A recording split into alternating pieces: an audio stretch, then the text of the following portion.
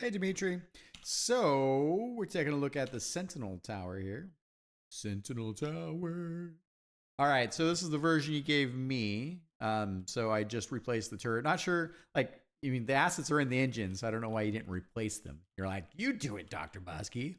But so I slowed down the eye. I'm still experimenting, but here's what you have, right? And again, I can adjust the speed. So that's one version of it. I think I think this is sort of the visual you're going for. I think that with the kind of surface, we're losing some of that design with the shutter and a few other things.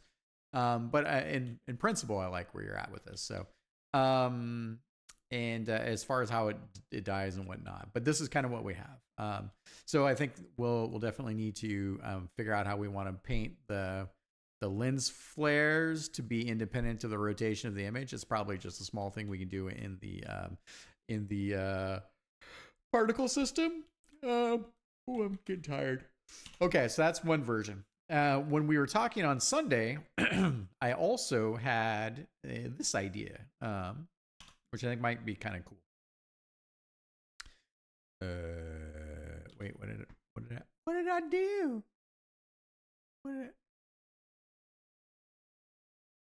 Oh, I think I broke something. Wait, that doesn't make sense. Okay, well, all right, let me pause this real quick and I'll fix it and I'll show you what I mean. Let's see, pause button. Where are you? Whatever, right here. Oh.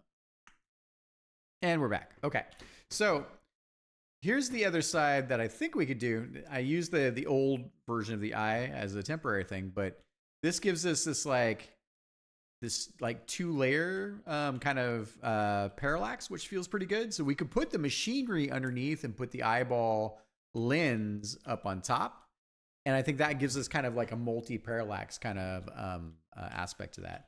The one of the things I was just trying to wire up was the melee astral projection attack thing here. So here, why don't I just pause it again and I'll get busy doing that. All right, so I got a cut of this too. So you ready? Here we go. I'm Dr. Bosky going crazy. Wow.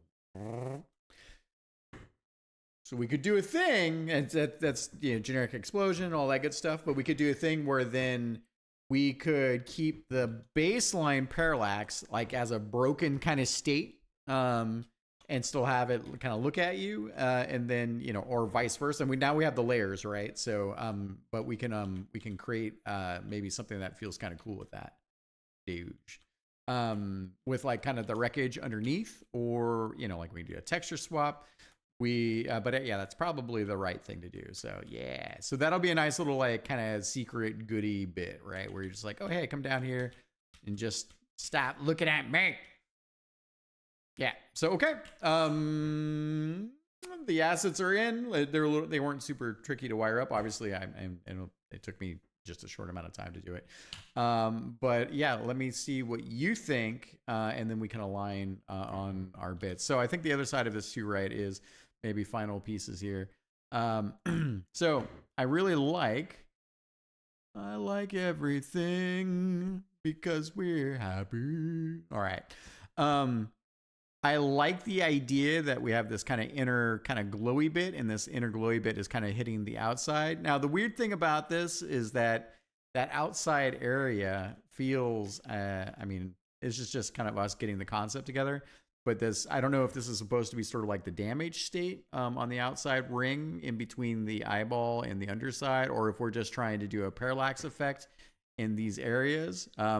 So we probably need to clean that up a little bit more so it feels machine-like and not so weirdly organic. It's probably the way to think about it, or the way I'm thinking about it at least. And then, yeah, so let me know. I think this is close. It was kind of a mixture of both. I'll get this video up for you, and I'll talk to you soon. Thank you.